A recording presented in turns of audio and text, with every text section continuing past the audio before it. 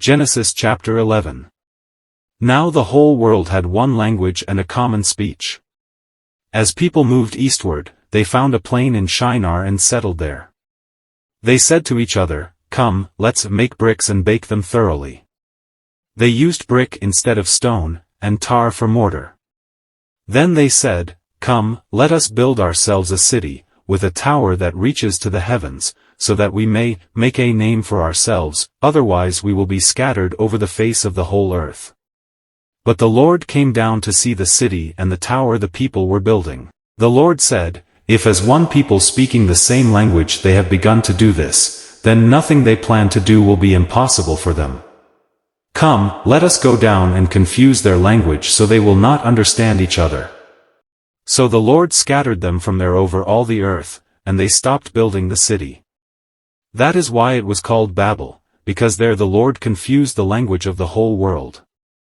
From there the Lord scattered them over the face of the whole earth. This is the account of Shem's family line. 2 years after the flood, when Shem was 100 years old, he became the father of Arphaxad. And after he became the father of Arphaxad, Shem lived 500 years and had other sons and daughters. When Arphaxad had lived 35 years, he became the father of Shelah. And after he became the father of Shelah, Arphaxad lived 403 years and had other sons and daughters. When Shelah had lived 30 years, he became the father of Eber. And after he became the father of Eber, Shelah lived 403 years and had other sons and daughters. When Eber had lived 34 years, he became the father of Peleg. And after he became the father of Peleg, Eber lived 430 years and had other sons and daughters. When Peleg had lived 30 years, he became the father of Reu. And after he became the father of Reu, Peleg lived 209 years and had other sons and daughters. When Reu had lived 32 years, he became the father of Serug. And after he became the father of Serug, Reu lived 207 years and had other sons and daughters. When Serug had lived 30 years, he became the father of Nahor.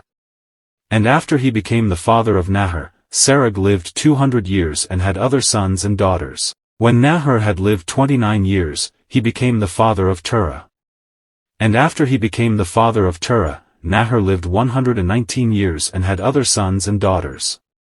After Terah had lived 70 years, he became the father of Abram, Nahor and Haran.